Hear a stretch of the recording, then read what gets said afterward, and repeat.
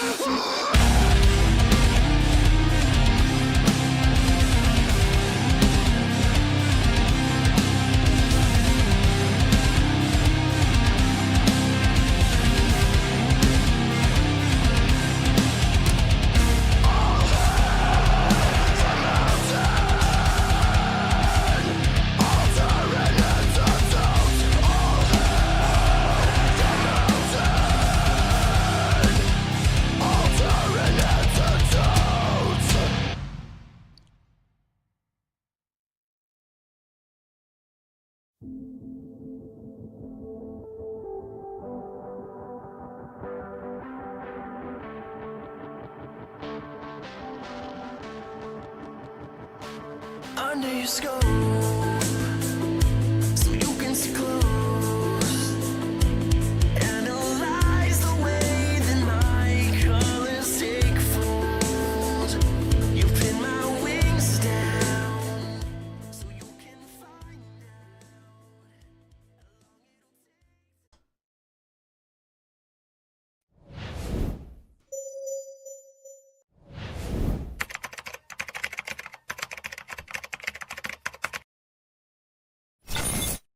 Good morning, good afternoon, and good evening, everybody. I got it right on the first time that time. Check that shit out. That's going to be a good Friday. Happy Friday to everybody today. Hopefully, everybody's doing awesome on the Friday. This was BeardSec. You know that like it's going to happen. We got to do this. We got to do this. This is amazing. This was a bet. This comment wins May. Like I don't know if anybody can do any better. I know we're still early in May, but this comment wins May right here.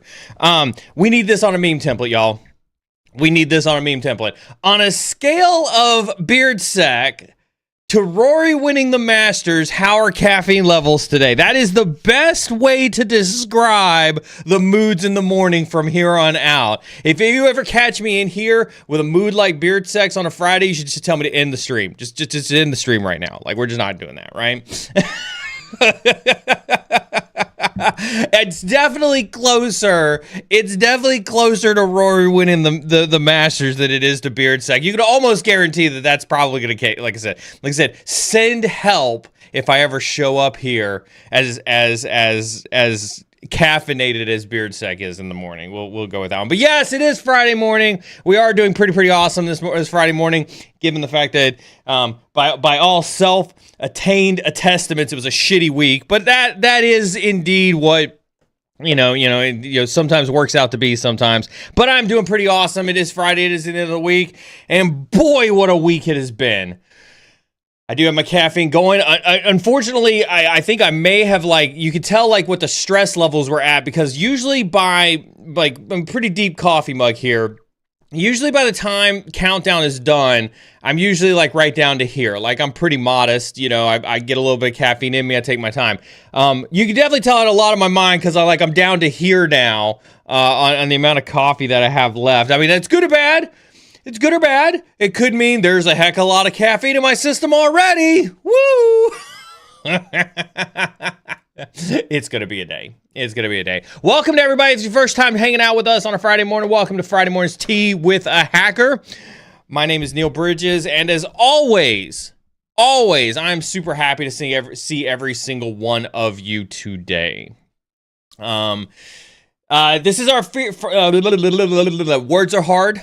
Words are hard, especially when you got that caffeine going. Anyway, this is our Friday morning AMA stream. Why do we do a Friday morning stream? Obviously we want to speak to a lot of folks all across the globe, including our friends in South Korea, like our good friend California 909 just showed up at Twitch chat. Say hello to our friends in South Korea. Say hello to your friends all over the globe. We've got folks all over the globe hanging out with us this morning.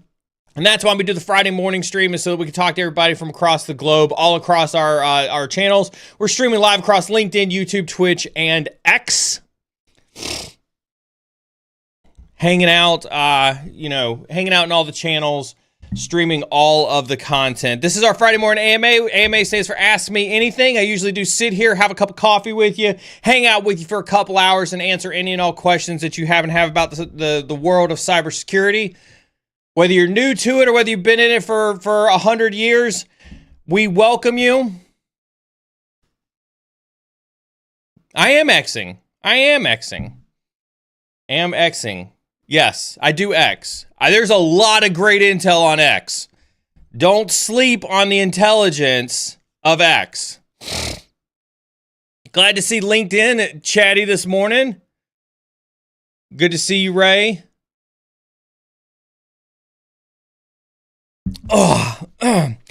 Anyways, so Friday morning AMA, ask anything. We frequently encourage you to drop your questions at any point in time in chat. Moderators will grab questions, drop them into a queue, and push them up on screen at any point in time. This is your opportunity to sit here and chat live with me. If you're new to this stream, I do love to interact with chat. We're frequently known for our soapboxes.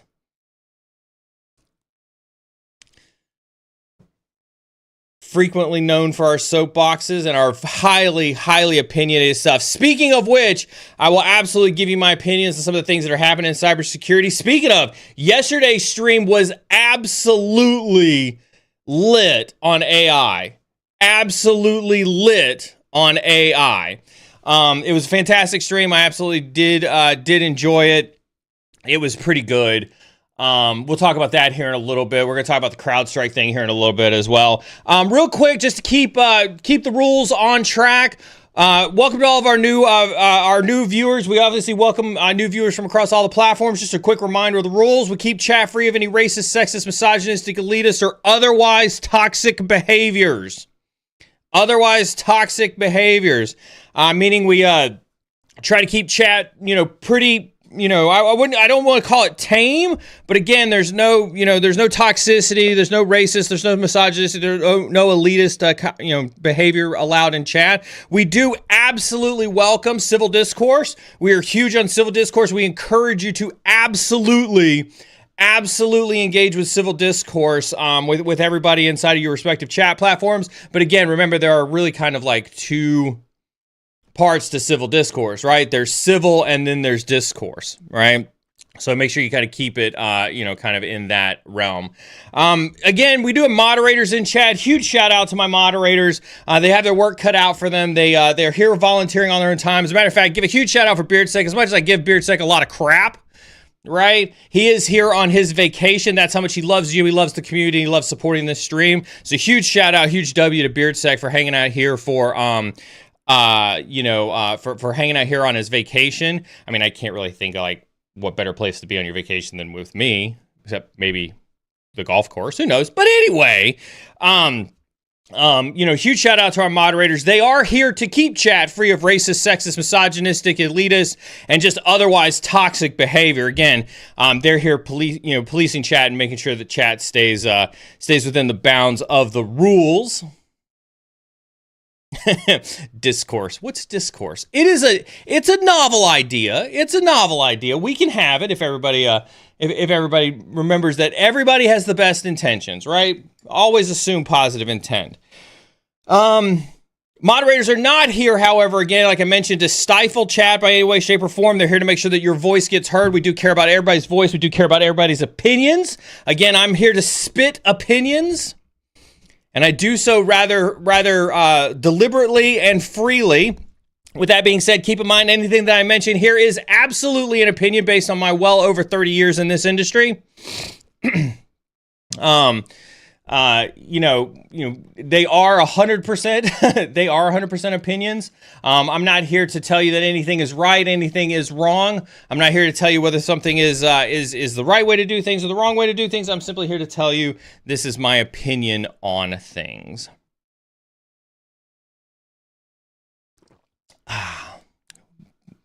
But I'm sure that's why you're here, is to hear my opinion. And I love it. I'm here to give it to you. So that was an opportunity. Again, drop your questions in chat at any point in time. We'll add them to a queue and we will get them put up on stream. Let's talk a little bit about the giveaway that's happening right now. So make sure you are over in Discord. Not Discourse, Discord. Make sure you are over in Discord in the giveaway notification from now until Tuesday. If you're hearing my voice, make sure you're over on Discord. Head on over there. We're giving away 5 free copies of Alan White's new book, The Forensics Team Field Manual. Right, so if you've seen like the red team field manual, the blue team field manual, the purple team field manual, all those different field manuals, Alan White was on stream yesterday and gave away. We're going to be giving away 5 copies of his new book, The Forensics Team Field Manual, every week for the next 4 weeks. So if you miss out on this one, you can tune in, any of the next 3 giveaways that we happen to have, and you get your chance at getting a book away. But we're going to give away overall, I think about 20 copies of his book because we're a huge fan of his and huge fan of his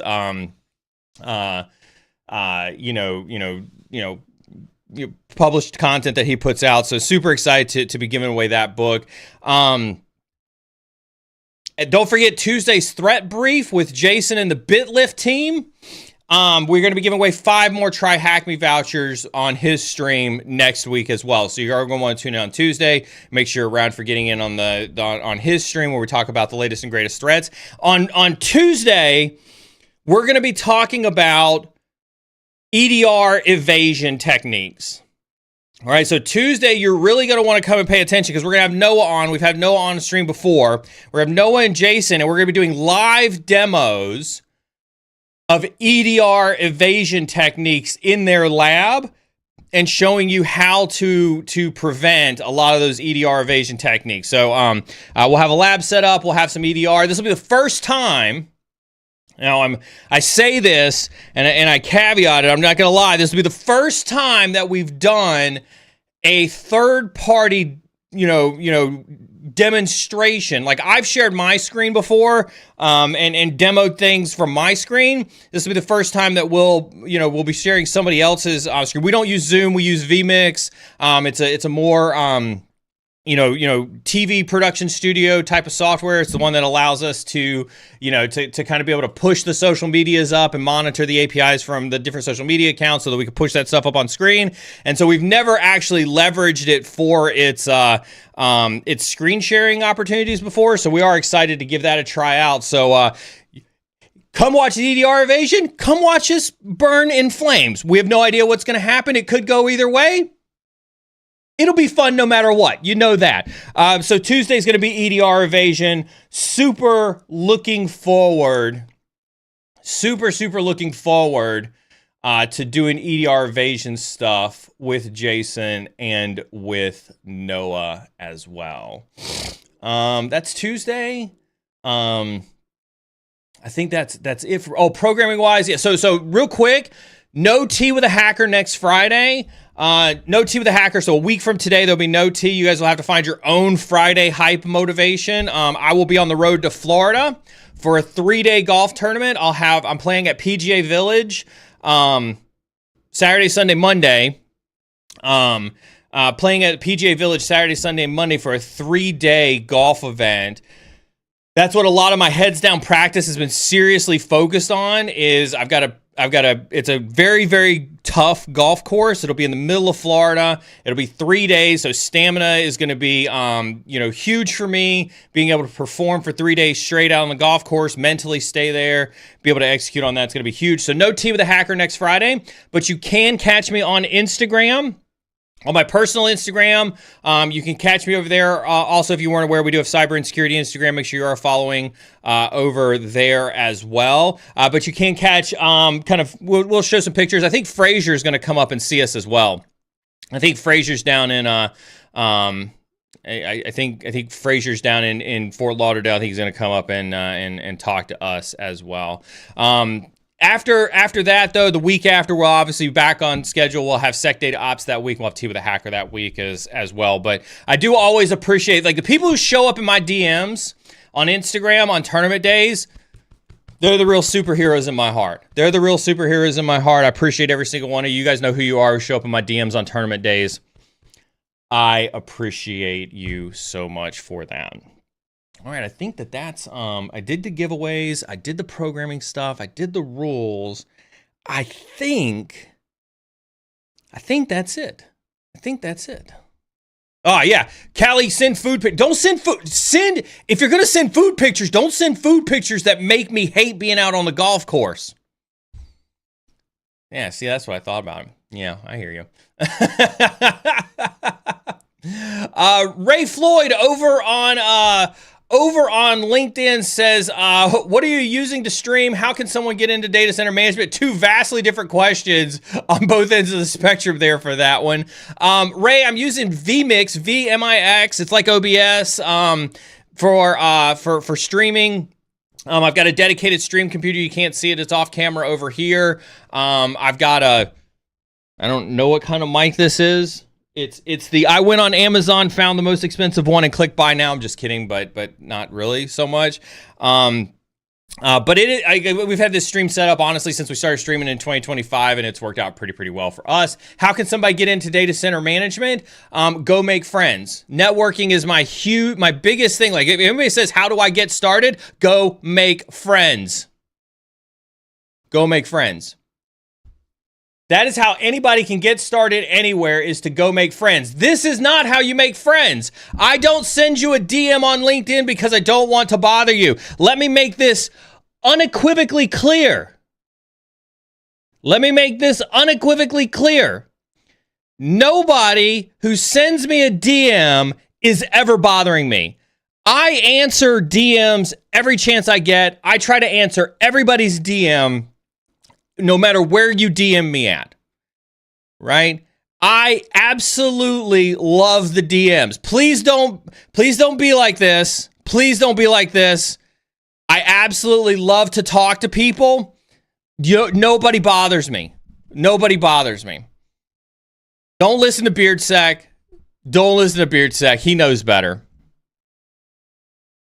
I can. Like, if I can put up with Callie for years, like, Callie calls me out of the blue, asks me stuff all the time, even though he was the worst intern we ever had, and I still talk to him, and I still help him out. Trust me, I promise you, I absolutely love to talk to people.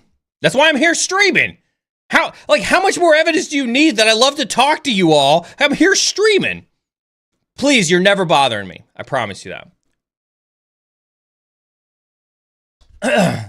I'm not even going to pronounce your name over on LinkedIn. It says, what's the best field of cybersecurity to start a company? First and foremost, if I were to interpret your question as, hey, I don't know anything about cybersecurity, so I'm going to go start a company to learn how to do things in cybersecurity, please don't do that. Please don't do that. That is the worst advice anybody gives you. Right? Is, if you can't get a job in cybersecurity, just go start your own company. That is they're literally telling you to take your face and smash it against a brick wall. Right? You'll probably get more out of it if you do that than if you know nothing about cyber and go out and try to start your own company. I am not the industry is filled. Trust me, as somebody who buys cybersecurity products, the industry is filled with people who think that running Nessus or Nmap or Burp Suite against stuff counts as a pen test. And that's what some of these people who don't know anything about cybersecurity, who run out and start their own company, they're like, I'm gonna go start a pen testing company, and I'm gonna run some scans, and I'm gonna call it a pen test because that's how I was taught to do pen testing, was to run some scans, and either I find vulnerabilities where I can go click a button and exploit, or I don't, and they think that that's a pen test. Please don't do that. That's not what cybersecurity is, and that's not how you get into the industry.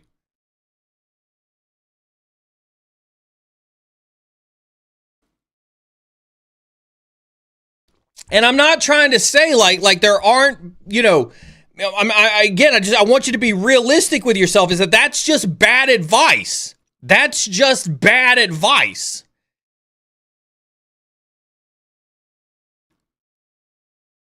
Pen testing is like, you'll hear me talk about automating pen testing through attack simulation with companies like Attack IQ or Simulate or Safe Breach or companies like that. That's vastly different than you knowing nothing and going to start a pen testing company. You'll hear me talk about using AI to streamline your pen testing, and that's also vastly different than knowing nothing and going out and starting a pen testing company. When I suggest those things, what I'm suggesting for you is that you learn how to use that stuff to automate the things that you do know that are highly repetitive. But that's vastly different than assuming that that's all it takes to be in the industry.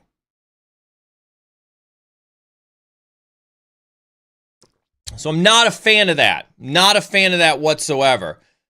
And besides, if you want to know the best field to start a company, that's not the way to start a company, period, let alone in cyber. Right? That's not you should start a company. Listen, you should start a company to solve real problems. That's the answer. Every day of the week. That's the answer. If you feel the need to start a company, it needs to be to solve a customer problem. If you can't answer that, you've got no business starting a company. You've got no business starting a company. It's not to make money. BeardSec's trolling you right now. Like, so this is what we refer to as a honeypot, right? BeardSec is seeding the chat with negativity to honeypot out all those people who take the bait, right? So what you're witnessing is real live Twitch honeypotting right there. Now, here's what I'll say. You can enjoy the money that comes out of running your own company, and I absolutely, want you to embrace making a shit ton of money, right? But what I will say is that if that is your singular motivation, if you're well, what problem do I need to solve for a customer to separate them from their cash? If your answer is to separate them from their cash, you're not in it for the right reasons. You're not going to be successful if you're not solving real problems, right? So absolutely, like the first question you need to ask yourself is, what problem are you solving? Mike Bluesky, that's tips and hats off to you if you're watching.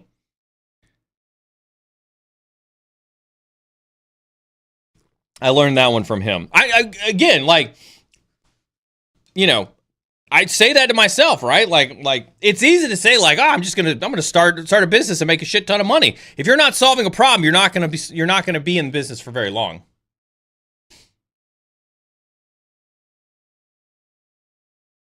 I'm telling you, Chad is equally cynical this morning. Callie, do you have tech you do not know but cyber?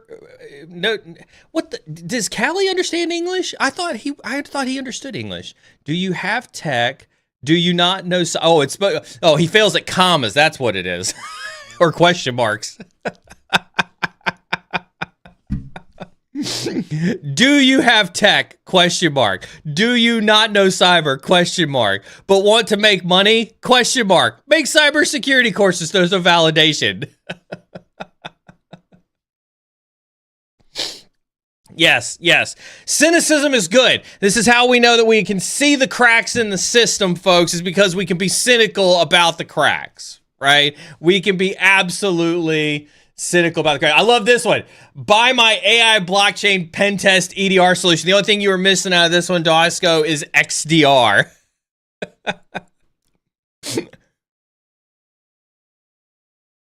Hey.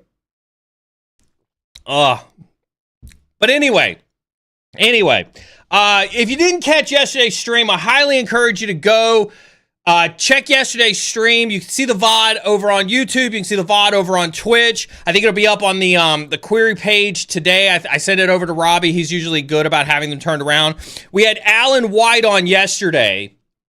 Alan White was a former Mandiant exec, former Army defense cyber operator, former Google defense executive. So he's been in the defense space for quite a long time. We talked a ton about AI. We talked a ton about AI in the landscape, and he had a lot of really great nuggets. I think the entire interview is worth watching. Jens and the social media team are going to pull out some clips, and so you'll start to see the clips at the social medias on that. But, I mean, he had some really, really good nuggets that I think are absolutely worth digesting that I think everybody should pay attention to as well. Good to see Frazier in chat. Frazier's been subbed for 39 months. I know you've been subbed for longer than that, but it's good to have you around, friend. I can't wait to see you next week in Florida, 2 weeks in Florida as well. Always glad to see you in chat too. On the topic of AI, and let's make something expressly clear, right? He said something that I thought was really, really crucial regarding AI. And I think that it's really you have to start playing with it. It is no longer, like, we can memeify it all we want. and again, like everything in our industry is memeable. That's for sure. Everything in our industry is 100% memeable. And I want you to continue to meme AI. But in the veins of being cynical, you have to acknowledge the other 50%, right? And the other 50% is that there's obviously something here. Right? There's obviously something here that is going to make or break your careers, right? And when we got folks like Alan, who are tenured cybersecurity executives, who have worked for the military, who have worked for large organizations like SecureWorks, like Mandiant, like Google, and they're coming in and they're talking about using AI in cybersecurity, there is clearly something meaningful there that you all need to get on board with. Right? And I think that was the huge takeaway. From yesterday. And no, I'm not just talking about LLMs. There's tons of opportunity for agentic AI, deep learning AI, a lot of the ways in which we implement and execute, the missions that we have, both offensively and defensively, using AI. As if I wasn't red-pilled enough, the fact that we got BeardSec playing with AI totally convinced me that the world has changed. That, if you've ever talked to Beard, that dude is like a rock. Stubborn, like you could tell him a concept and he's like, yeah, I don't care. And you're like, geez, what do you care about? Dungeons and Dragons and living on 100 acres of land and keeping people away from me. That's what that dude cares about. And he's into AI, right? We red-pilled BeardSec into AI. And then you got Alan White on the other end of the spectrum, one of the most prolific published authors. Every single one of you either has or has heard about or has seen or has picked up the red team field manual, the blue team field manual, the purple team field manual, and will eventually have the forensics team field manual in your libraries. Works for Google and Mandiant and is like, go out and learn AI. How much more beating you over the head do we have to do before you go out there and realize that if you are not understanding the world of AI today, you are now officially behind the curve? You are now officially behind the rest of your peers. That's it. That's it, folks. That's it. That's the end of the coffee. That's the end of the coffee. That does not mean it's the end of caffeine. It just means it's the end of coffee. Right? Anyway, he talked a lot about it yesterday. There's a lot of cool stuff that I'm doing with it. Happy to share. I've talked it over with Carmen. I haven't talked it over with the mods yet. But I'm working on some ideas on doing some AI specific streams because I'm so excited for this. I think you guys should be too. I would definitely, like, if you wanted a real easy way to start. And again, like the same type of advice that I gave when I was on David's channel, God, however many years ago that was, right? Is start by putting your hands on things, right? So how do you put your hands on things? We were in Discord. Where's Dosco? We were in Discord and I'm gonna pick on you for a second, but I pick on you because I love you. Right? And it was like, oh, you guys are talking over my head. I don't understand what you guys are saying. Oh, it's so hard to get into cyber. It's so hard to do this stuff, blah, blah, blah, blah, blah, blah, blah. And I was like, go to Olama, download Olama right now and go load a model. It takes you all of 10 minutes to go do, and you can see what it's like, what it takes to get a model running locally. That is literally the equivalent of going to download Zap and trying to proxy a web page. Right? Which most of you would do in a heartbeat. If I told you that's how you got a pen testing career, you would do that. It doesn't take you 10 hours for a response on Olama with a DeepSeek model. Don't be that cynical, right? Don't be that cynical. It's not that bad. You may need that much disk space if you downloaded every model, but you only need 4 gigs worth of space to download one of the smallest models. Right? We may need more memory. I tried to download the Cisco cybersecurity model, and when I got it converted over from the TensorFlow model to the GGUF, it ended up being 48 gigs. Trying to load that into RAM ended up being challenging, none to say none the least. So I'm working now. I'm working to try to get Bedrock up and running, so that I can actually load the Cisco model into Bedrock and get the Bedrock model up and running. Anyway, go learn AI. Go learn AI. I would say here's another way to start. Go self-host an N8N. Beardset can drop that in there as well. Go self-host an N8N workflow automation that uses agentic AI, right? And learn how to use workflow automations and agentic AI to make your life easier. I've built so many workflows. It's absolutely amazing. Like it is the ability to no code agentic AI workflows. I say no code. It's not 100% no code. There's definitely some, I've definitely had to write some custom API calls to get some of the things that I've wanted to do.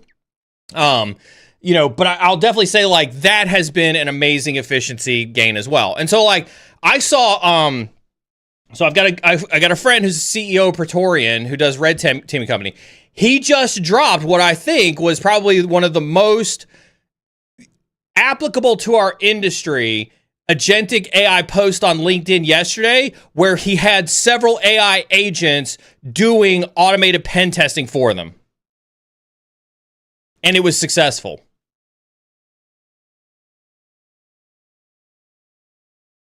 Right? So it's happening. Burp has put AI into Burp Suite. Right? Like, it is happening all around you. If you are not on this AI train, if you're still thinking CEH, if you're still thinking OSCP, if you're still thinking all of this stuff, congratulations, you're a dinosaur.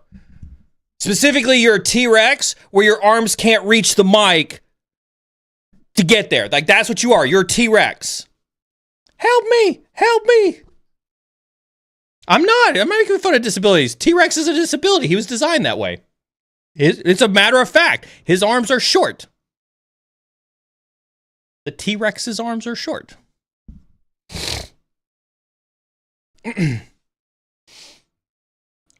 Alan said it yesterday. I love this about you, Chris, but just to piggyback on this, Alan said it yesterday. Almost every job posting that he's seeing nowadays has some form of AI in it.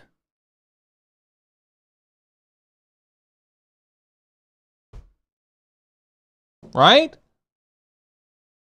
How much longer do I have to be before somebody comes in here and says, Neal, I didn't get a job because they were looking for somebody with AI and I didn't have AI. And I'd be like, did you go watch the stream however many months ago where I said, go learn AI now? Now. Right meow. I don't want to. I want to run Burp Suite on a web app and get 1 = 1 and SQL injection.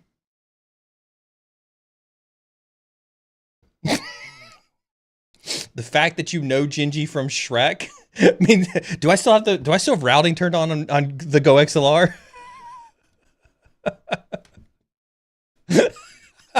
Where's my mouse?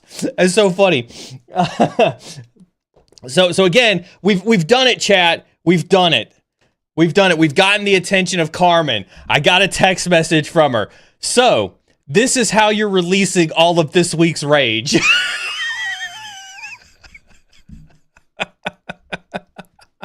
Welcome to Friday.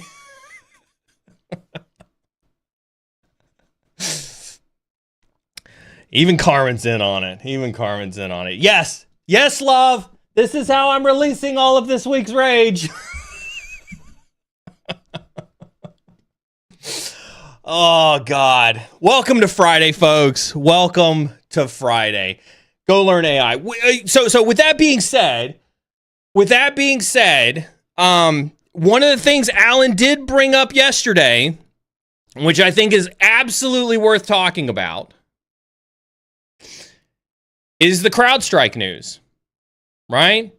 is the CrowdStrike news. CrowdStrike laid off 500 people. Now, I'm not here to talk about right or wrong. We obviously have no idea what department those 500 people in, whether it was threat intelligence or their response team or Overwatch or who writes the agents. Maybe it's the people who, push patches to the agents that cause them to crash Windows systems. We have no idea. We have no idea who the people were that CrowdStrike replaced. But what we do know is that CrowdStrike was very bold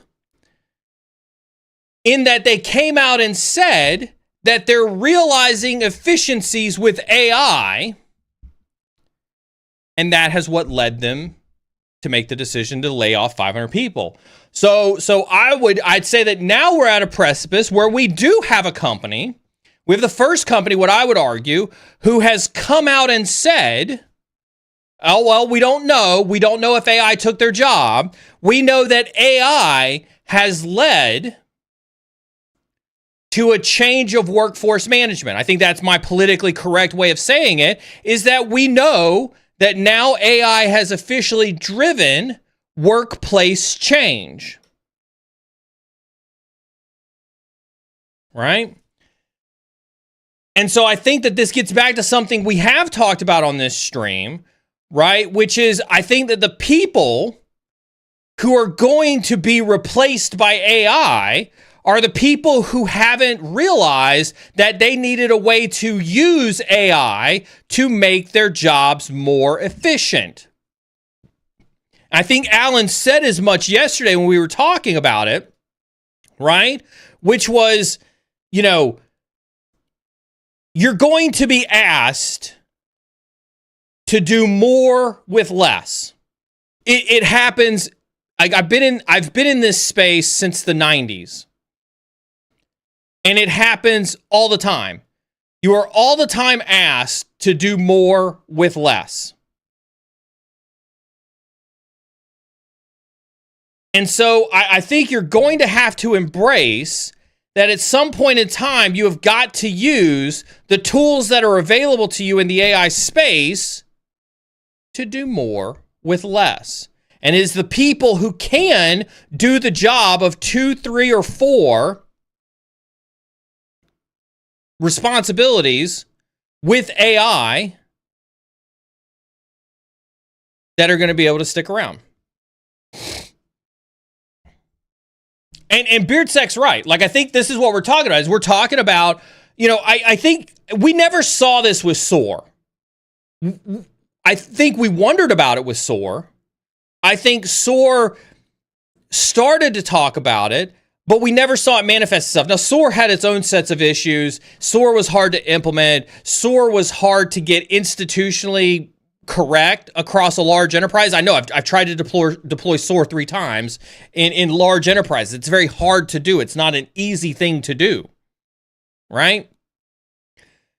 And so we in cyber never got to experience that. Right? We never got to experience the auto manufacturer's mentality where we're watching automation trivialize some of the science and the art of what it is that we do in cyber. I think with AI, we absolutely are staring it in the eyes, the potential to truly see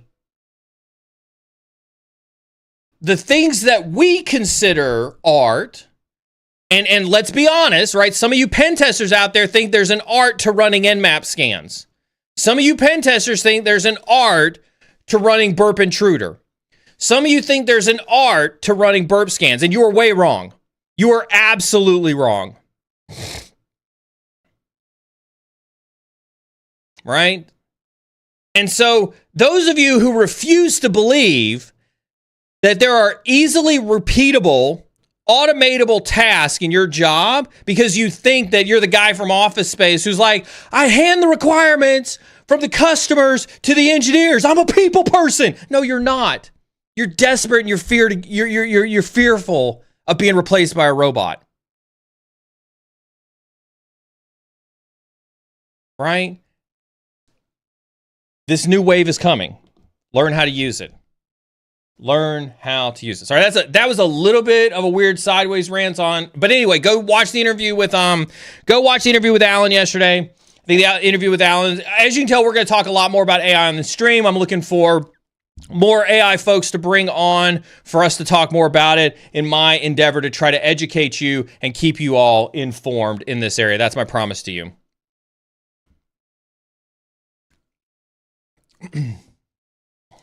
That is my promise to you.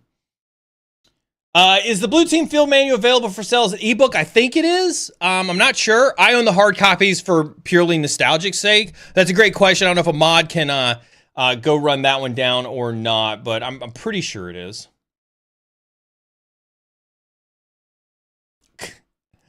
Why is it so hard to get agencies to remove sensitive information from their public websites? Again, when you're a hammer, everything looks like a nail. Right? When you're a hammer, everything looks like a nail. And what I mean by that, you may be having a heart attack because you think it's sensitive information from a public website, but maybe they don't. Right?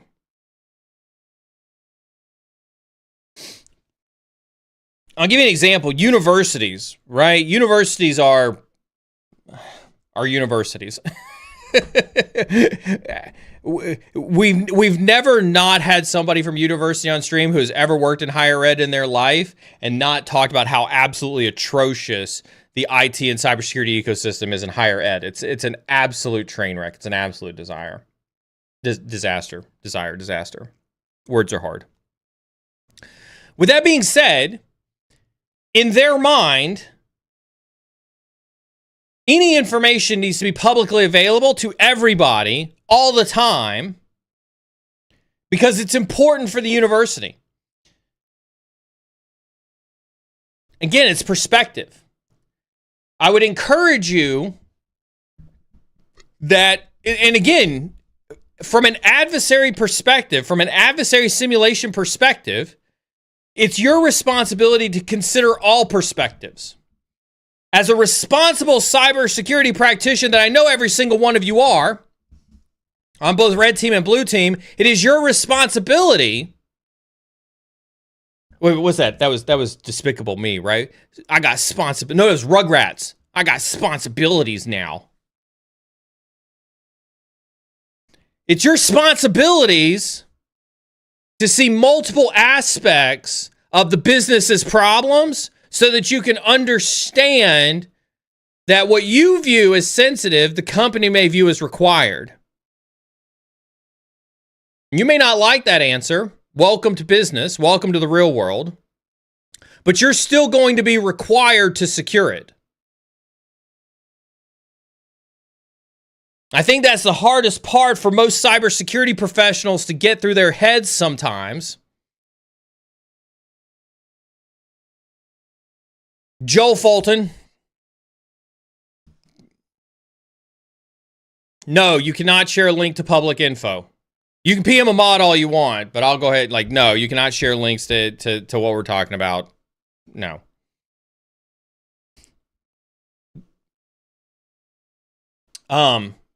Joe Fulton said once, you can be right or you can win. You can be right or you can win. And I think sometimes in cybersecurity still, you all think you would rather be right than win.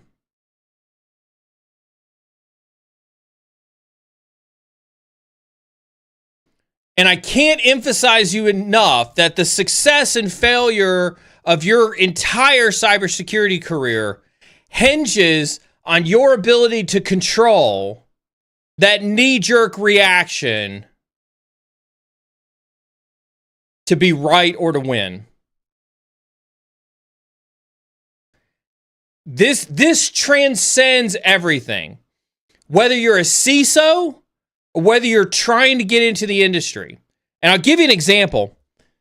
When we talk about getting into the industry, some of you want to be right and say, well, no, I've got 500 certifications, including OSCP, OSWWEE, CTPS, JWGT, ERGF, XYZ, ABCD, and every alphabet in between.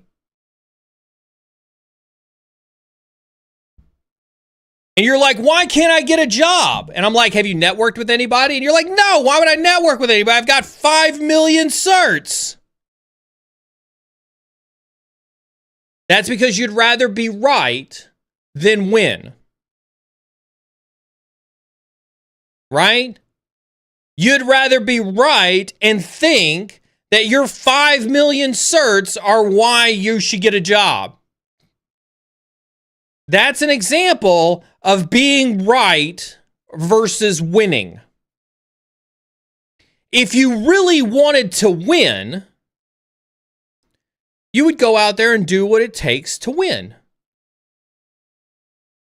I want to win my golf tournaments next week. Do you think I'm going to win my golf tournaments by next week, for next week, by sitting here in my chair and going, I'm going to study, I'm going to watch Rory McIlroy swing. I'm going to watch every shot he plays in Truist this week. I'm going to watch every shot he played. I'm going to make myself a certification for an expert in Rory McIlroy's swing. And that's what's going to get me to win next weekend is being an expert on paper at Rory McIlroy's swing. You think that's what's going to cause me to win next week? Or is it getting out, practicing, doing the practice that I have to do, doing the course management that I have to do, mastering my craft, and putting me into a position to win next week? It's a difference between being right and winning. And sometimes I think you all are focused too much on being right instead of winning. Some of you don't have winning mentality. There, I said it.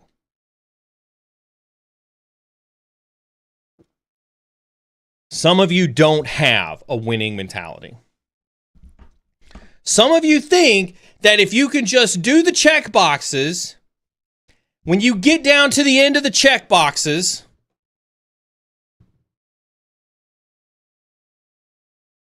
you deserve a job in cyber.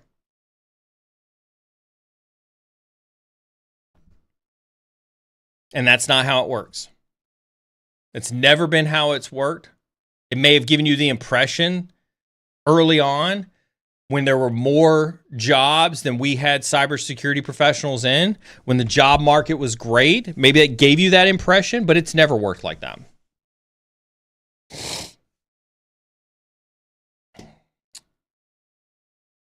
God, I could...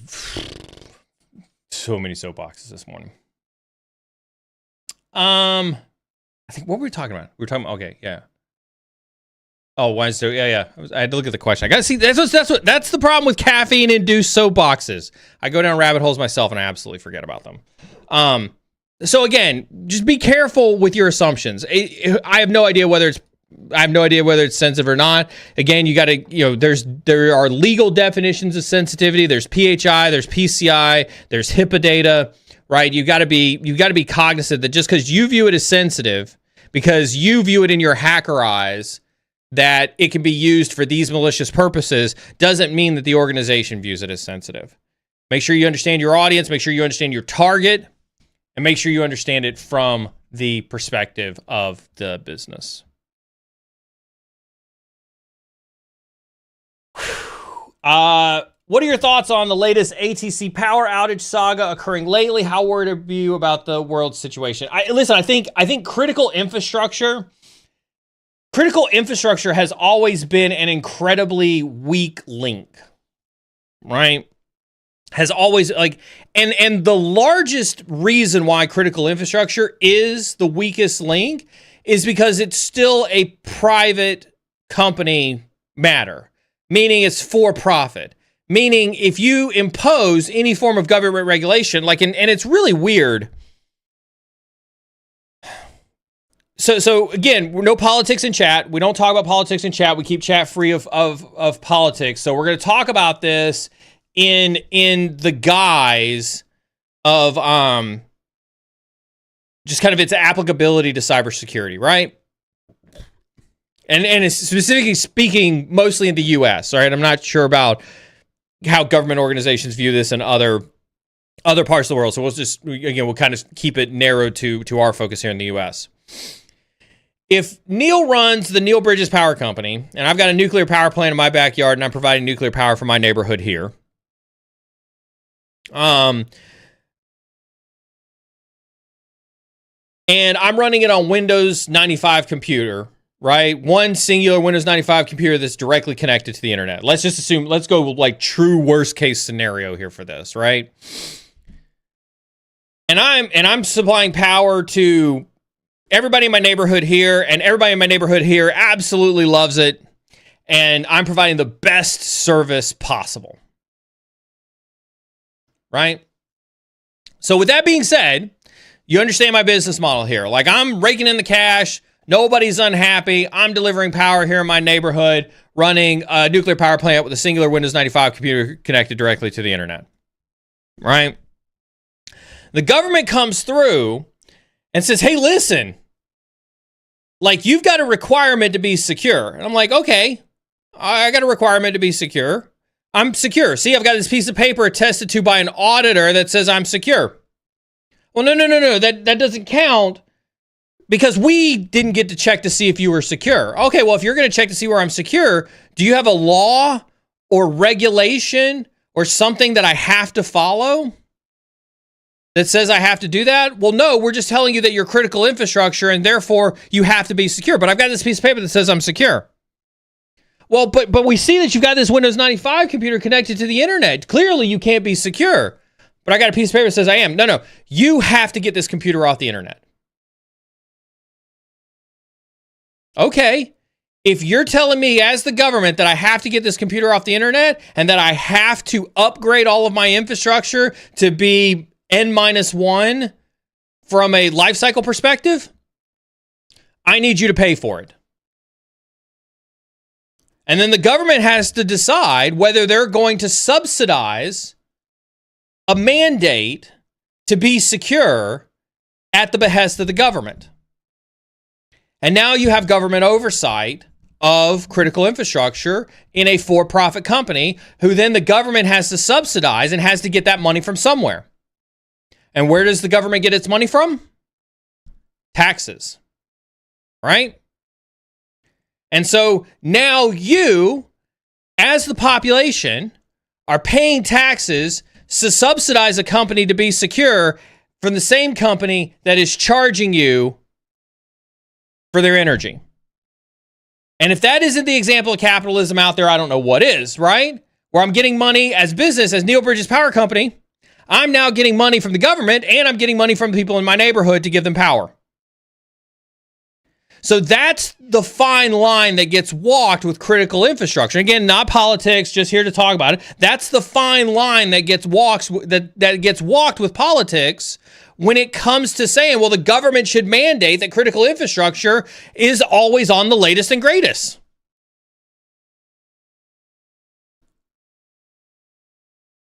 Right? So it's not just as easy as saying, well, somebody just needs to tell the power companies that they have to be on the latest and greatest operating systems, that they can't have the stuff exposed to the internet, that they have to prevent adversaries from taking down the entire ATC or the Northeast Power Grid or whatever the case is, because companies are in it to make money. This is the right question. This is absolutely the right question. Is the power company smart for doing the right thing or not getting the money or doing the wrong thing to get extra funding? Is it, again, this is a, if a tree falls in the forest and nobody is around, does it make a sound? Because if my power company has run for 20 years and at no point in time have I had a data breach, have I been ransomwared on my one Windows 95 computer, has power ever gone out because of a cyber attack? Am I actually at risk of a cyber attack? Think about that for a second. And yes, I have been in the room with several companies where that conversation has taken place.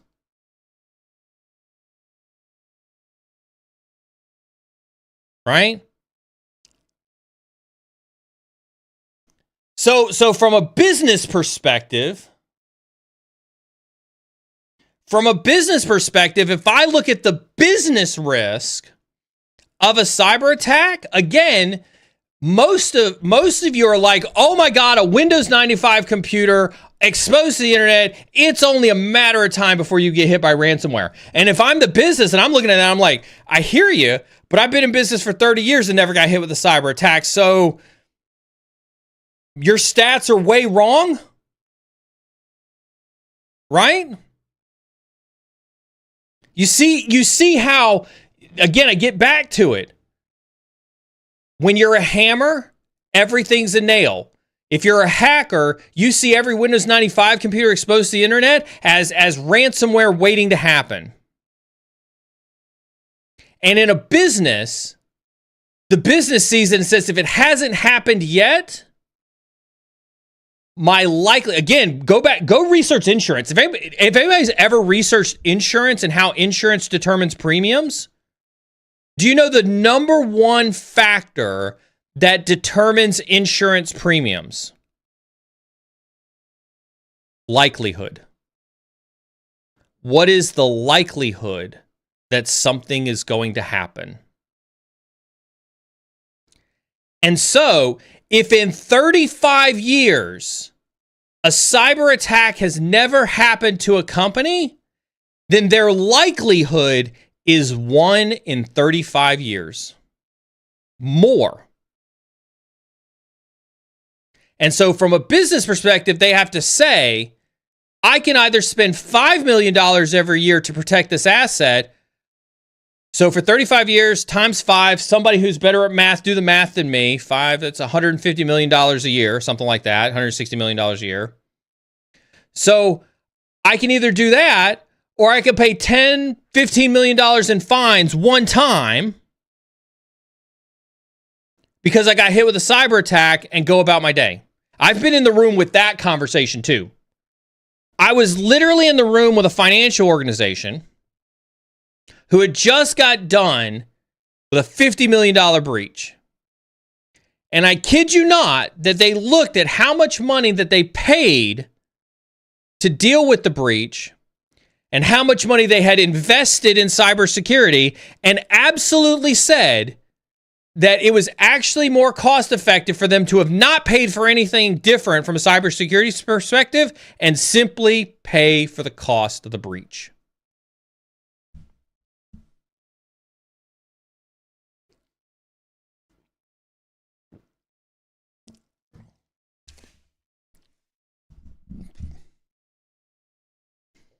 Right? This is why I think it's incredibly important that everybody in cyber, whether you're on the red team or the blue team, understands business. Right?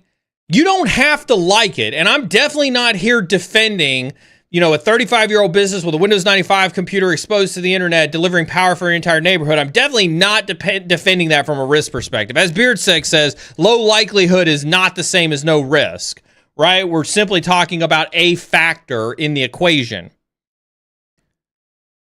But you all don't understand when speaking to your stakeholders, specifically about sensitive information being exposed to the public, you all don't understand likelihood and risk in a business perspective that gives you the ammunition you need to talk to them.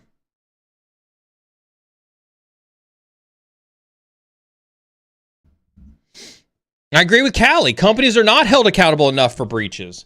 I've said that since we started. My biggest complaint over my years in cyber is that there is no stick big enough to bash people's heads in phonetically. I'm not being serious. I'm not advocating violence. When it comes to the consequences of security breaches. right?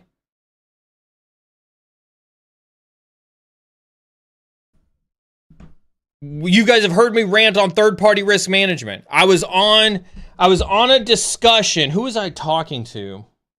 Oh my God, who was I talking? I was talking to somebody. Gosh, I can't remember who I was talking to. Talked to too many people. I was chatting with somebody again this week about third-party risk, because that is my most favoritist topic in the entire world to talk about, is third-party risk. In chatting with this individual about third-party risk, we were talking about questions that we get asked as CISOs about the security posture of our companies. And I remember distinctively sitting with a company that was asking me questions, and they were asking me questions like, how does your application work? Where does the workflow go to? How does it start from here and go to here? What is, tell me about this, blah, blah, blah, blah, blah. Tell me about that. What's it architected on? Blah, blah, blah, blah, blah. They were basically asking how we were doing a certain thing, all in the guise of third-party risk. And at one point in time, I said, what are you trying to achieve with this? Well, we want to understand, if we put our stuff with your stuff, is there risk there? And I said to them, I kid you not, I said, you're an AWS shop, right? And they're like, yeah. And I said, did you have the same conversation with AWS? Well, no, we didn't have this conversation with AWS. I said, oh, you're an Azure shop. You got Microsoft AD and Azure AD in your environment. Yeah. Did you sit down with Microsoft and have this conversation with Microsoft on how their domain controllers were configured in Azure? Well, no, we didn't. It's Microsoft. I was like, oh, rules for some, but not rules for all. And I said, did you even try to have these conversations with Amazon and Microsoft? And they're like, well, no. And I said, you know why? And they're like, no, why? And I said, I've tried that. They will laugh at you. They will laugh at you. They will say, here is our paperwork on our website. Go download our paperwork on the website. Go download our SOC 2. And if you don't like it, go pound sand and go do business somewhere else. That right there is exactly why third-party risk is a joke. It is simply a way to cover your own ass in the event of a breach. That right there is an example, Callie, of where the stick is not sufficient in reprimanding these companies. Right? If third-party risk actually meant something, we would actually see companies not do business with other companies because they had breaches. And you all are guilty of this. You all are guilty of this. You all will be the first people. You all will be the first people that will rail on a company you don't like when they get breached. You all will be the first one to be like, I hate Meta. Oh, Meta had a data leakage. See, this is why I tell you, all social media is bad. But I bet you there's a whole bunch of T-Mobile customers on here who don't mind that T-Mobile leaked all your data. You know why? Because you feel you have to have a cell phone. And you feel like T-Mobile has the best prices. And you feel like T-Mobile has the best service. So you're like, I'll turn a blind eye to T-Mobile because it's T-Mobile. Some of you are very hypocritical in that conversation, and you're just as guilty. You're just as guilty as companies.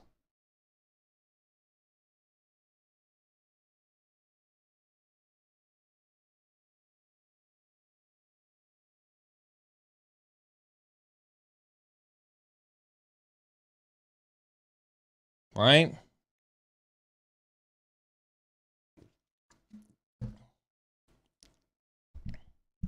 Telling you, like, that is why this question is the right question. Like, when you start to think about it, it may sound cynical about our industry. It may sound absolutely cynical about our industry. Maybe it is a little bit cynical to some degree. Who knows? It might be, right? But when you really get down to the nuts and bolts of it, this is the right question. What's the smart thing for the company to do? To be focused on their own interests? To be focused on making money?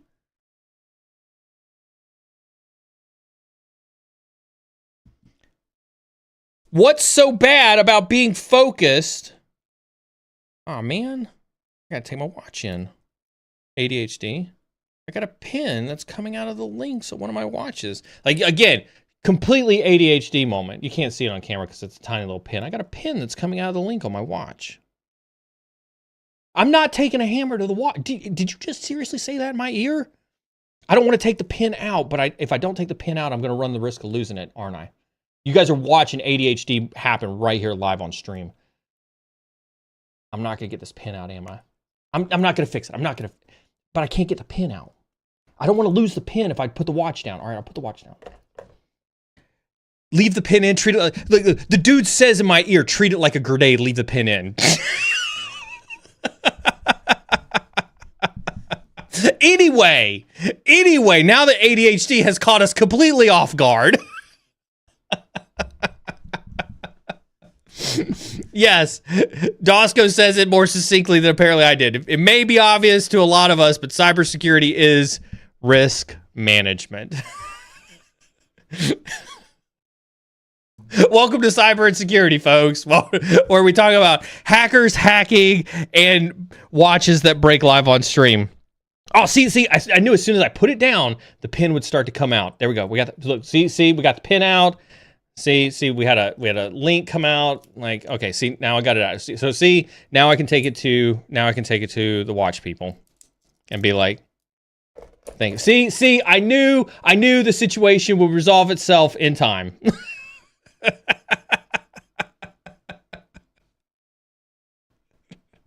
Oh God. Oh, this is why I love you guys. Best Friday mornings ever. Like, this is why I love you guys.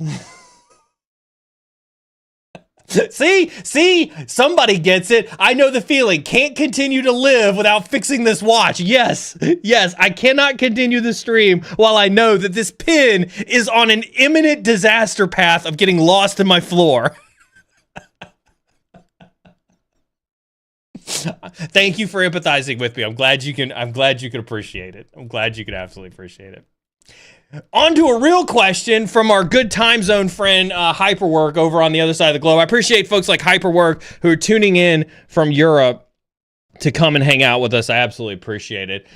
Neal, I'd really value your perspective on this. Recently, Daniel Steinberg, creator of Curl, publicly dismissed AI-generated vulnerability reports, calling them AI slop for hallucinating issues and referencing modules that don't even exist. HackerOne CTO Alex Rice, which I known Alex Rice for a number of years, has also acknowledged the problem. What steps should the security and open source communities take to prevent the misuse of AI tools in generating false or fabricated vulnerability reports?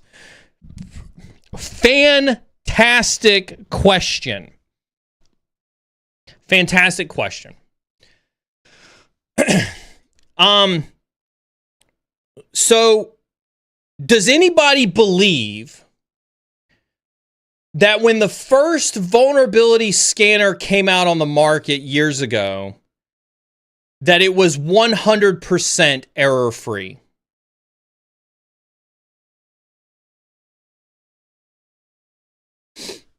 Does anybody believe that vulnerability scanners today are 100% error-free? If you said yes to either of those, then let's dive into this. Vulnerability scanners have never been error-free, not when they first came out and not today. But you know what has happened is that through adoption, through maturity, through improvement of data, they have gotten better. Why are we so cynical to understand that life cycle? Because it's happened. I saw Callie say it, right? It's happened with IDSs. It's happened with firewalls. It happened with antivirus. It happened with EDR. It happened with mail gateways. If you believe that when a new technology hits the market, that it is absolutely perfect, and that the current implementation of that maturity cycle and technology makes it absolutely perfect today, then you are grossly misinformed about how that evolutionary cycle works. So if we apply that same evolutionary life cycle model to AI, why are we more cynical with AI than we ever have been with any cybersecurity technology?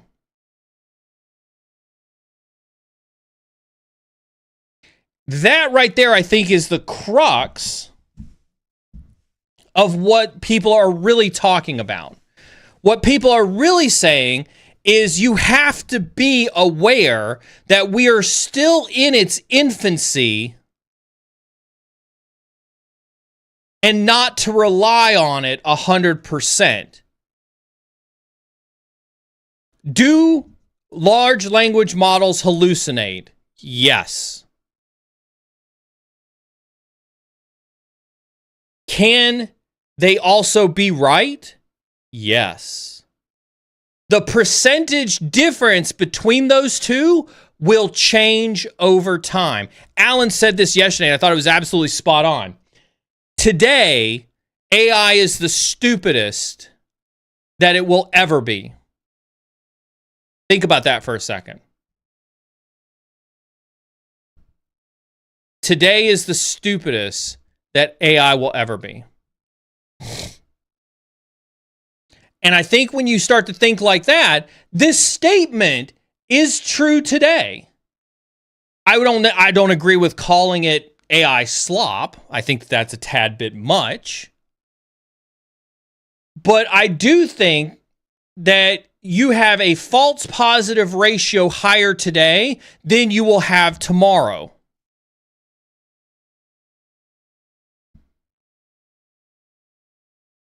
And so my perspective on this, as you asked, is just because something has a high false positive ratio today does not mean you do not adopt it. I'll tell you an example of something that I'm doing, right?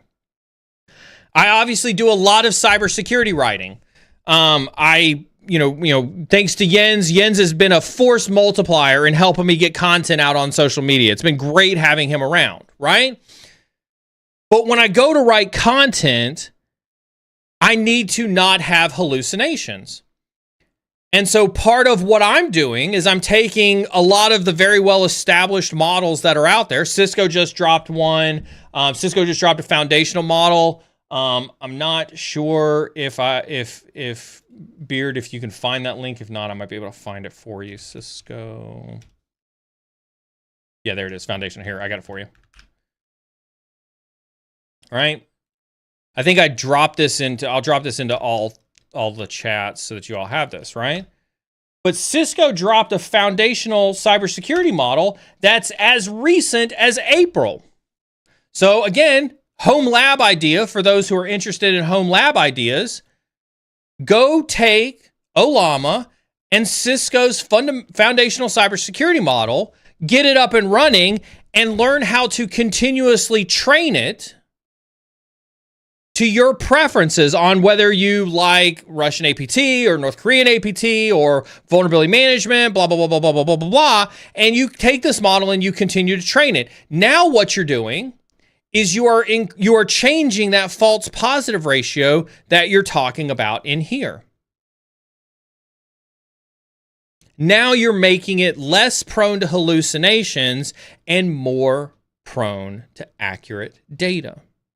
And that's what I mean by AI is the dumbest it's ever going to be today. And tomorrow will only be the dumbest it will ever be tomorrow.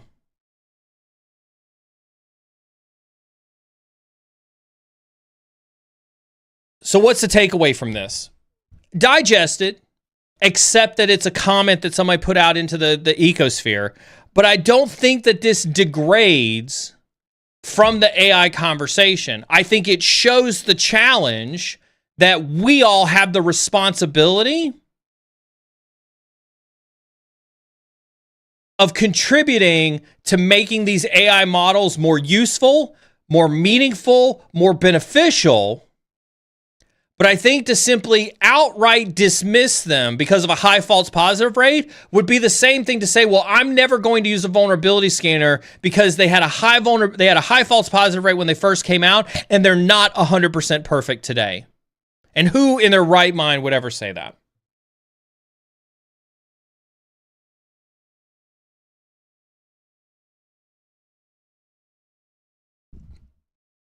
Right? Adoption.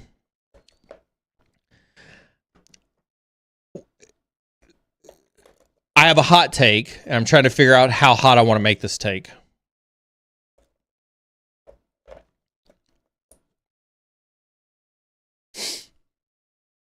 It might turn into a soapbox hyperwork. It might not. We'll see.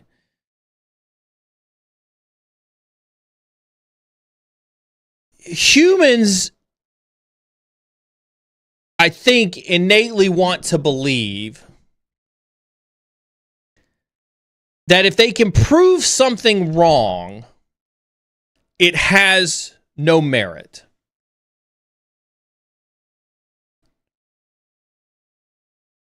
I think that all of this cynicism we are seeing towards AI is a true fear of being displaced.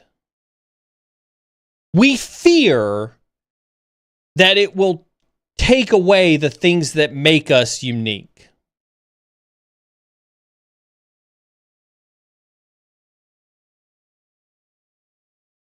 This is Neal's opinion. This is Neal's opinion. So take it for what it is.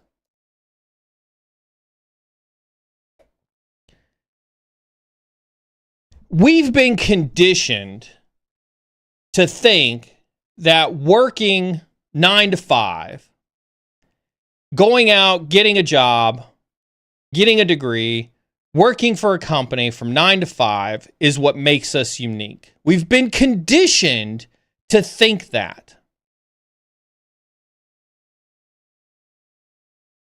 That's why most of you chase certs. That's why most of you chase degrees. That's why most of you are worried about getting a job, because you've been conditioned to think that way. And I do believe that there are some people who view a technological revolution like this as potential displacement for that norm. And so the natural human reaction is to reject it. It is a natural human reaction. We will find every flaw in it, and cybersecurity people are the worst. Cybersecurity people are the worst at finding the flaw in anything.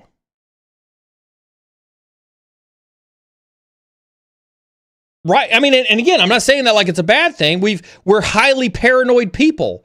We do not believe that systems are truthful or accurate most of the time. We've seen people put sensitive information on the internet. So I'm not saying it like it's a bad thing, but we are naturally looking for flaws. And so when you combine the two of those things together, you don't get a constructive take on innovation.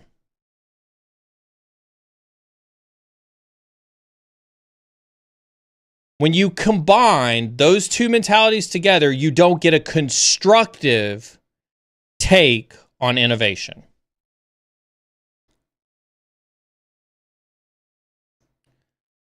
That's what I want you guys to change mentally, if I were to ask for one thing. I want you to keep being paranoid. I want you to keep not trusting technology. I want you to keep questioning everything. But I want you to open up a new center in your brain. I want you to open up a new innovation center in your brain that looks at things, and instead of asking the flawed questions of how can I break this? How is it going to fail? How is it going to end human species as we know it? I want that innovation center to ask, how can this make it better? How can this change for the positive? That's all I want. I just want you to have an equally balanced opposite side to that cybersecurity brain. I think that's what every single one of you, that's Neal's opinion. I think that's what every single one of you need.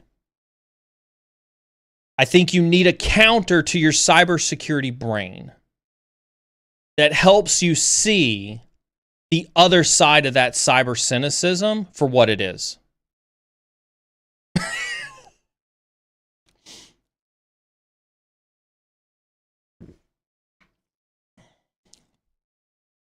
Love this conversation though, but so I say all that to say, acknowledge the take.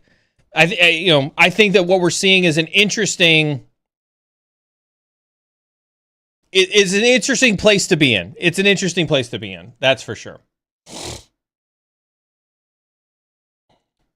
Great statement here, right? If criminals are using AI tools to produce code for malware, fireless malware, and such, it would only be common sense, in my opinion, to utilize the technology to defend against such threats and aid in the workflow. That's what I'm talking about. That's that counter brain.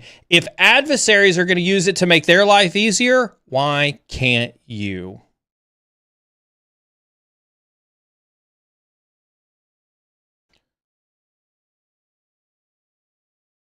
I see lots of people on YouTube chat talking about llama. Absolutely. I think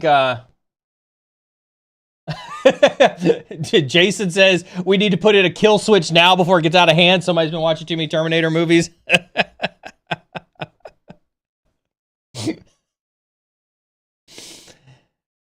Who knows? Like, could it be could we get Skynet? I don't know. Like I don't know that I'm necessarily a Skynet person.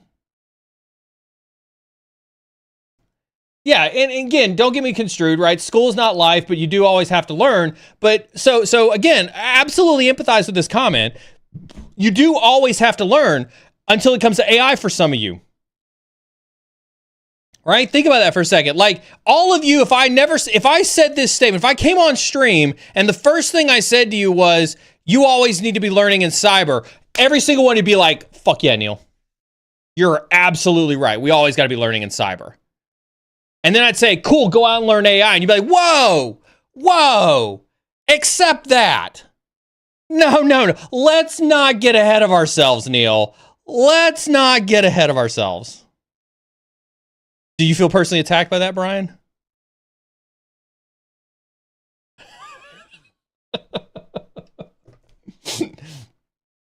I didn't hear what you said, but I heard you say something, and I was wondering if you felt personally attacked by that.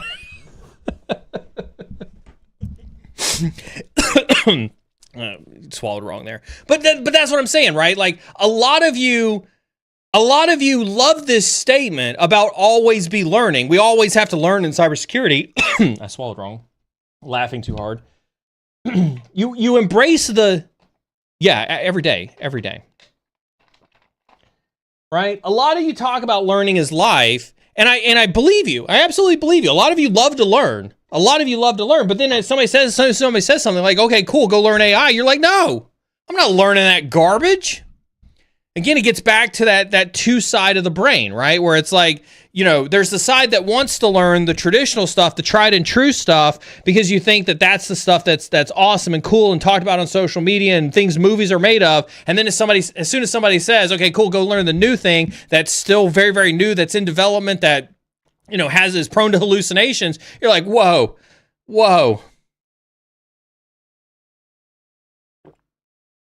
When I said learn stuff, I didn't actually mean learn anything useful. Sorry, that was probably a bit harsh. Maz rolling in hot to chat. What was the turning point for you, Neal, regarding the switch on your stand in AI?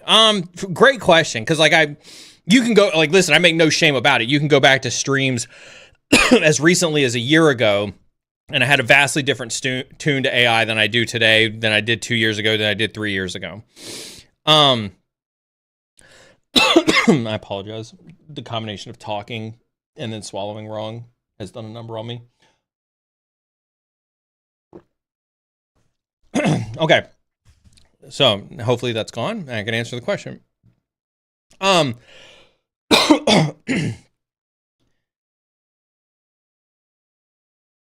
So for me, and this is I'll give you a hint in terms of like Neal's personal thought process around this, right? And maybe this is left over from my military days. I don't really know. I don't know where this stemmed from. But I look at the number of sources and I look at the quality of sources, very much like we would do for an intel report, right? If Callie came to me and said the sky is falling, I'd be like, Callie, go back to your dumplings in South Korea and go eat some more of them because you're full of shit. If Brian came to me and said the sky is falling, I'd probably go out to Google and be like, is the sky falling? Because Brian is a little bit more pragmatic than Callie is, and Callie's a little bit more emotional. So I've classified those sources in a way to make them reliable so that I understand the value of the information that they give to me, and I can rack and stack them in my own personal view. So with that very simple explanation in place about, sources and, reliability, confidence levels, and things like that, I tell you guys that I'm all the time, I read all the time, and I may not read books. I may not read books the way that you guys are thinking about reading books, but I read the internet constantly. Like, I research the hell out of shit on the internet. I read social media, not to watch TikTok videos of people doing, ice bucket challenges or whatever the case is, but I watch technology TikTok. Actually, TikTok is mostly my golf stuff. Instagram is mostly my humorous memes. And then, there's Reddit and X and everything else. My point is, I have my intel sources. Broken up based on the value that they provide in respective intelligence areas. I think for me, when I started to see adoption outside of, let me go make images with ChatGPT, let me use it as my Google search engine replacement. When I started to see people building businesses on the backbone of AI, and I'm not talking ChatGPT, I'm not talking about people building marketing businesses on the back of ChatGPT. I'm talking about when I saw people vibe coding technology startups from scratch through vibe coding and being successful. When I see people building agentic AI workflow automations that actually replace entire teams. When you see that level of adoption happen, it stops becoming a fad. When people are solving real business challenges with the technology. And this is all, like, you can go back to my days of like advocating for blockchain. Like when we started talking about NFTs on the stream, I was never talking about Bored Ape Yacht Club where you're using an NFT to get into a club. I was talking about things like using it to combat fraud in Walmart, receipt fraud. If anybody's familiar enough with that business and understand what it means, right? Walmart receipt fraud is huge, right? And so I advocated that I thought NFTs would be an amazing opportunity to combat Walmart receipt fraud. We never saw it adopt. We never saw massive adoption. Even though it had the potential, even though it could work, getting businesses to adopt it wasn't easy. It was challenging. We see the exact opposite in AI. And we see it being adopted at a rate that is ungodly. It is happening It is happening at a rate, and I mentioned this to Alan. Alan and I had a good back and forth on this yesterday. It's being adopted at a rate that is faster than security people can keep up with the risk. And when businesses are adopting it, small to large, if you choose to ignore it at that point in time, even if you weren't interested in using it, even if you had no interest in using it whatsoever, if you ignore what the business is adopting for business reasons, you are a bad security professional. There, I said it. If you ignore what the business is doing to make the business better, because you don't like it and you refuse to acknowledge that it exists, you're the baddie. And so when businesses start to adopt AI and businesses make business decisions on AI and businesses pivot to be profitable on AI, and then business people make businesses with AI that transcends and displaces traditional models, and you still ignore it, you're a dinosaur. You're a T-Rex. Your arms are never going to reach that far. Your arms are never going to reach that far.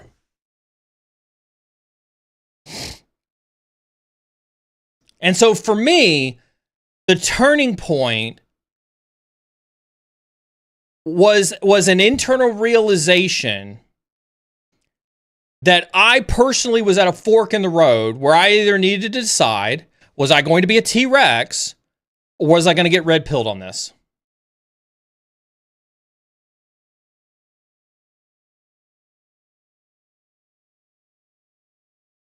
And that's what I'm trying to convey to all of you. That's why I do these streams. That's why I talk to you guys, is because I want you guys to see, you guys, especially the longtime folks who have been with me for years and years and years.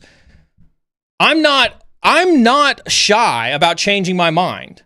I'm not shy about calling something like it is and then coming back to you guys and saying, hey guys, I've changed my mind. Here's the reason why. And I'm trying to get the voice out as much as possible so that you guys can understand this as well, so that you guys can go and have your opinion too.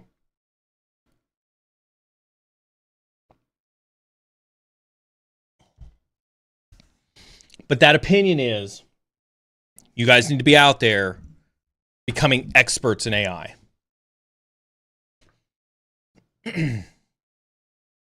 Experts in AI.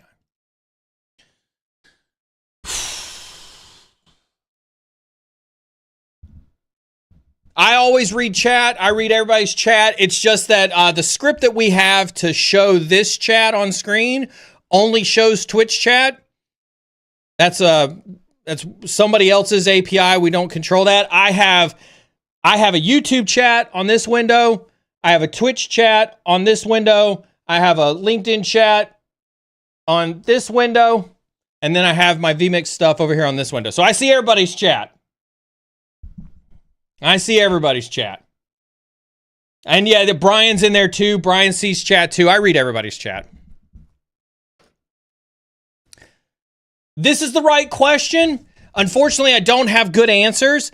And let me say this by saying, and when I say I don't have good answers, you can't go to Udemy. If you think like, oh, Neal says I need to go be an AI expert, I'm going to go to Udemy.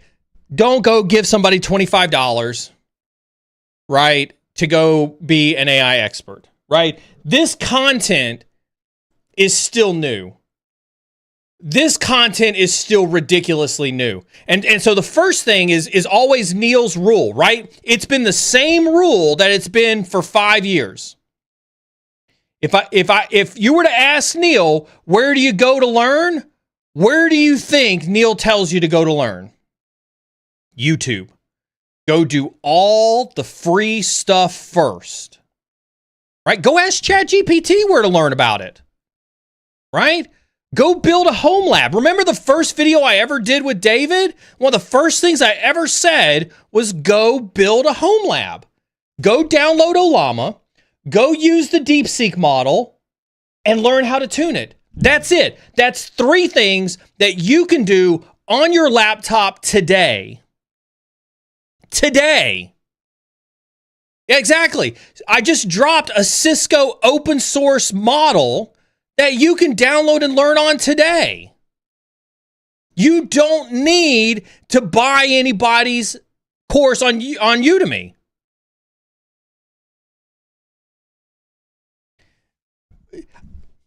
I'm going to be cynical. Prince Paradox, no offense to you. With all due respect, I say this. Is there a tutorial in Discord? Yes. Somebody go to ChatGPT, ask ChatGPT to make a 3-meme panel, which is go search for AI on YouTube.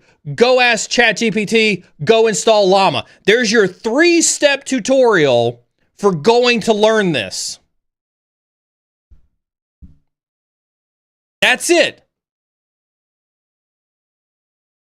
Exactly. Go to Grok, go to OpenAI, go to Gemini. Say, give me the top 10 free resources to learn about cybersecurity. Do not go pay for a Humble Bumble.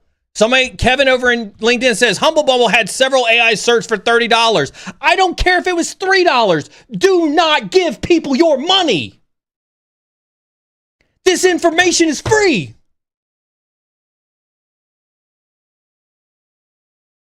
Don't give people your money. Don't give it to me. Don't give it to Humble Bumble. Don't give it to Udemy. Don't give it to OffSec. Don't give people your money. You can learn all of this for free.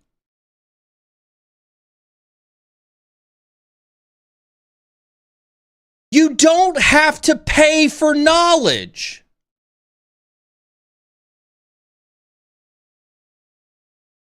Carmen's telling me to keep my blood pressure down. You guys have done it. You're going to invoke the Carmen.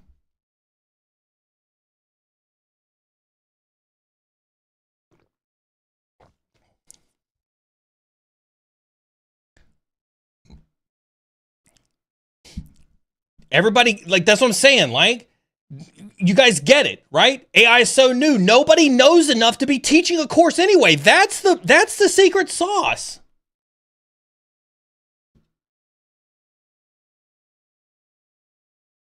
Don't pay people money when information is literally free.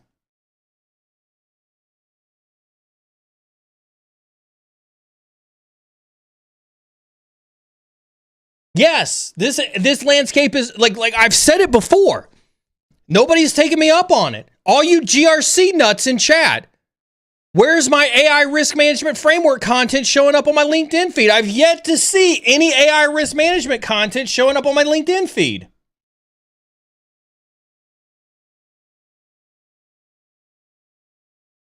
Go take the free stuff first. That advice has not changed. Right? Take the free stuff first. Get your hands on. Get your hands on. Go download Llama. Go do models. Learn how to train them. Go do agentic AI. Go to N8N and go learn how to self-host an N8N instance in DigitalOcean and do agentic AI workflows.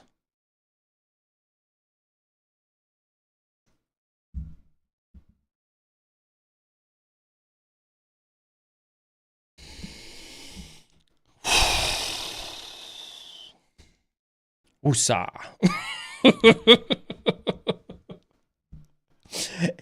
If you are posting it and you want to make sure that, tag me in it. Tag me in it. Like use the system to your advantage. Why are you not tagging me in it?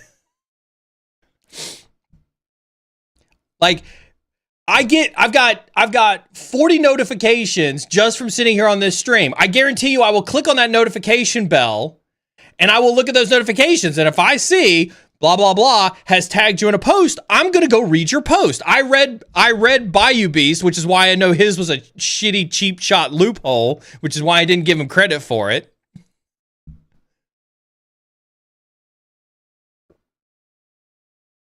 I put up, so go to Discord right now and look in resource repository. I posted up a prompt injection firewall for AI.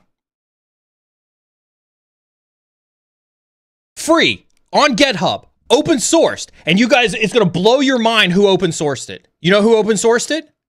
Facebook, Meta. Meta open sourced a prompt injection firewall. So here we go. I'm about to give you, get ready to clip this on Twitch and YouTube. Get ready to save this for later because I'm about to give you a resume equivalent item that will actually make you stand out on your resume in this AI space. You build you a Llama instance with DeepSeek, and then you put the Meta Llama firewall in front of it. And you try to break it, you add rules to it, and you make content doing both. Guess what? You have just become a content creator in the AI space.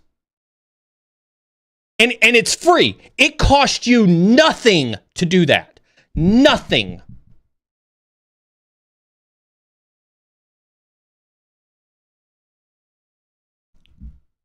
Literally, you could be producing pen testing content on AI stuff today by breaking a firewall that's meant to be protecting you from prompt injection. Which would be the exact same thing that you all would want to do in traditional pen testing anyway, but you're waiting for OSCP to drop a fucking course on it, and then you're going to go do it, right? That's what I'm saying? Oh, when OSCP drops a course, then I'll go learn firewall evasion. But when it's an AI prompt injection firewall, I don't really think that that's what I want to do. That's why you're a baddie. That's why you're a baddie.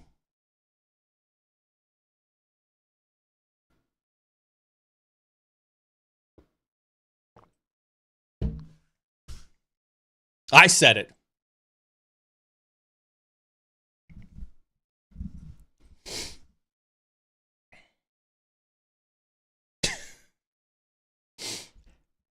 The opportunities write themselves in this space.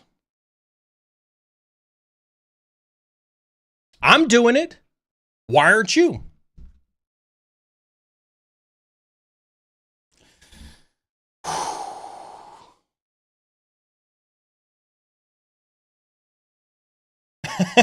Thank you. Thank you. For the first challenge of anything is acceptance, right?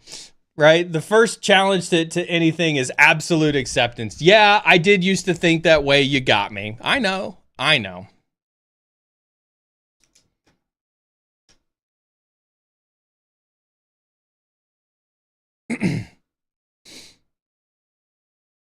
It's okay. It's all right. I'm here to help you, see reality.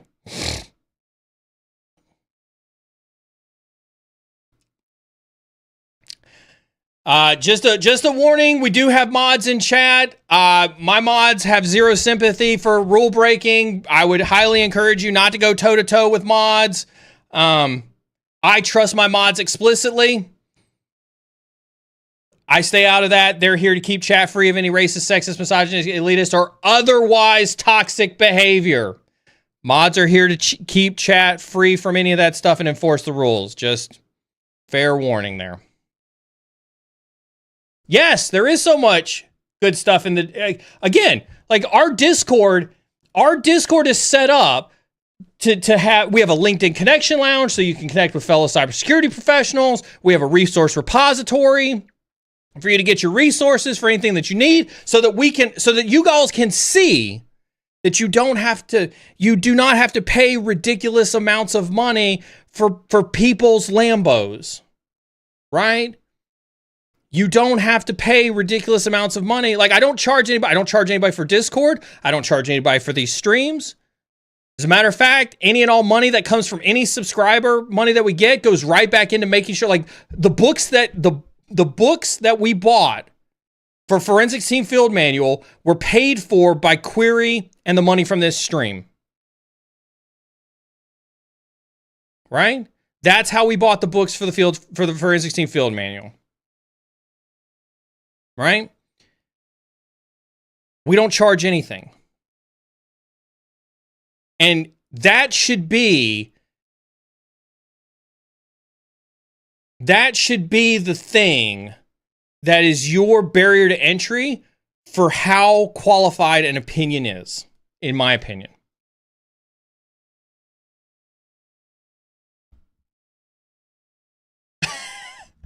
Just an observation, seeing you in a suit in the compliance interview made me go, wait, that's Neal? I know. I had to dress up for that one.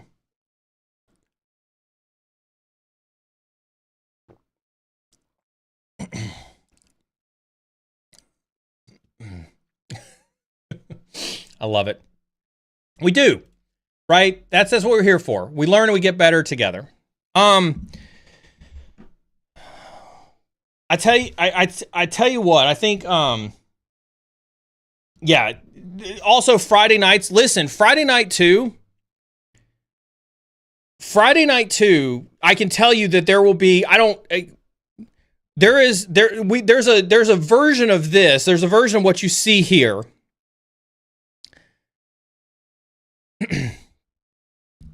There's a version of what you see here that happens Friday night in Discord as well. Maz, huge hat off to Maz, huge community leader. He leads those Friday night chats. We call it a sub chat party, where it's an opportunity for us to have a more intimate conversation. Not intimate that way, you sicko. It's just a smaller team. We get to have a lot more back and forth. You get to network with a lot of cybersecurity folks and things like that. I would highly encourage you, go there, hang out there Friday nights. Networking, like, when you look at chat, whether we're on LinkedIn chat, whether we're on Twitch chat, or whether we're on YouTube chat, I can look at these names that are in here and tell you the folks that I've talked to personally or seen in the community who have been around for years. Bayou Beast, Callie, Dosco, Outcast, over on YouTube, Stuns. Good to see Stuns in chat. Blazing Up, right? I'm looking through the list of people, right? These are people that I've seen. Michael Moore, glad to see you. Saw your LinkedIn connection. Just now seeing you there too, right? I recognize folks. You know who else I recognize? I recognize the folks who show up on Friday night and communicate and talk with other professionals in the industry. Sonic, right? Sonic plays WoW with Maz and I, right? Those are the types of connections that are going to get you places, right? Because they're people you know. They're people that know you on a personal level. They're people that know what you're capable of, right?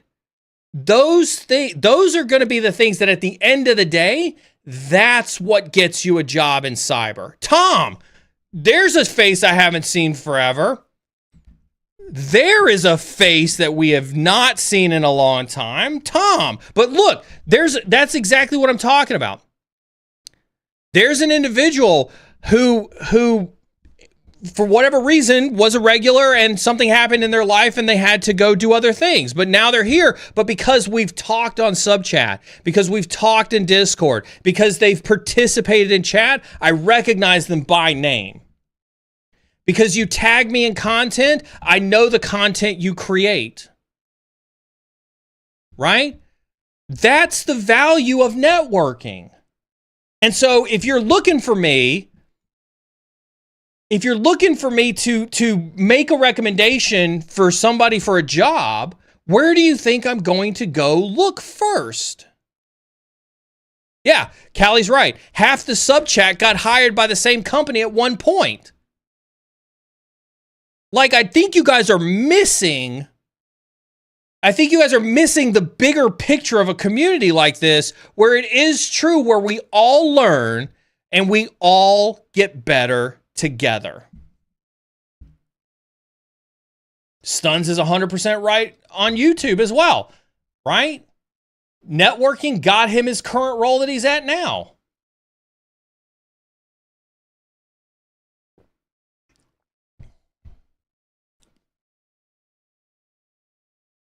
Moved from LinkedIn to here. Love it. Welcome over. This is my second time seeing your podcast, and I really want to thank you for what you do. I work in the government sector, and it's all about paying to learn. I've been looking for a real community. I started going to ITsec meetings in New Orleans, and they felt almost like a way for professionals to tout their work rather than to teach. You have to find a community. Like let's talk about community really, really fast, right? Because the reason that I continue to do this is because I believe in community. And I admit our community isn't for everybody. Let's just be honest, right? I don't advertise this community as a community for everybody. We have had people come into the community with an expectation, and that expectation has quickly been reset, and we've seen them see their way out of the community. And we're okay with that. We only want people in the community that can adhere to our rules. But with that being said, our rules are designed to be inclusive and to encourage learning. It's meant to encourage you to network and you to participate in that learning across everybody. Right? It's meant as a way for all boats to rise together in the challenge. And you have to find a community that works for you. And you have to be okay leaving communities that don't work for you.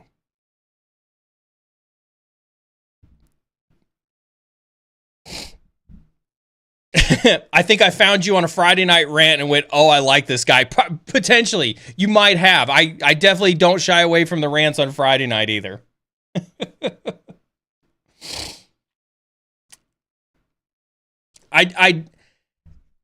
If it's not our community, please do find a community of professionals.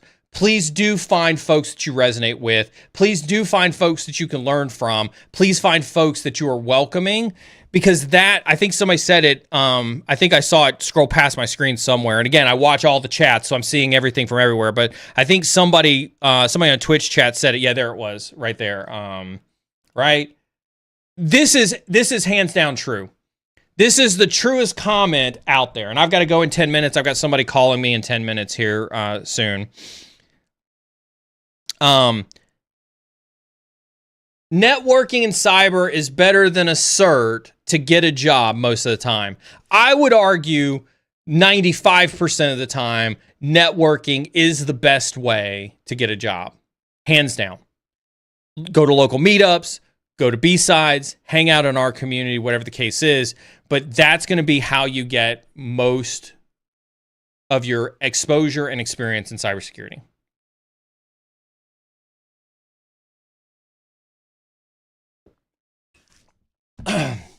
With that being said, another amazing Friday chat down the log books checked off for the day. I'm gonna ask BeardSec to go look see if there's anybody streaming that we want to go raid on Twitch. With that being said, don't forget Tuesday is going to be an awesome episode of the Threat Brief on Tuesday. You're going to want to be in on Tuesday. We're going to do EDR evasion. We're going to have live demos of EDR evasion from the BitLift team on Tuesday. You're going to want to see how EDR evasion is done and how to prevent against it. All right, so that's going to be a huge one that's going to happen on Tuesday. You're going to want to be there for that. I will potentially look to I don't know if Sentinel-1's on there. We can definitely ask if they're going to do Sentinel-1. I think he's going to do 3 different bypasses residual, but I'm not sure which 3 products he's going to use to do the bypass on. We'll try to figure that out as well, right? I'm going to attempt to stream one more time next week, mostly because I'm going to be gone for Tea with a Hacker next Friday. Maybe I'll look at another early morning stream. That way we can encompass everybody. But this is why it's super important on the socials. Make sure you're following across all the social media accounts. Make sure you have notifications turned on. Notifications on Discord for stream alerts, notifications on Twitch for stream alerts, notifications on YouTube for stream alerts. Make sure you have notifications turned on wherever you get your daily dose of cyber insecurity. That's the best way that if I randomly turn on the camera and decide to stream, you guys can come hang out with me. Oh, is she? Oh, poor Fix-It. Other than that, hop into Discord. Don't forget there's a giveaway running for the forensics team field manual. Again, huge shout out to Query. Do me a favor, go follow the Query social medias over on LinkedIn.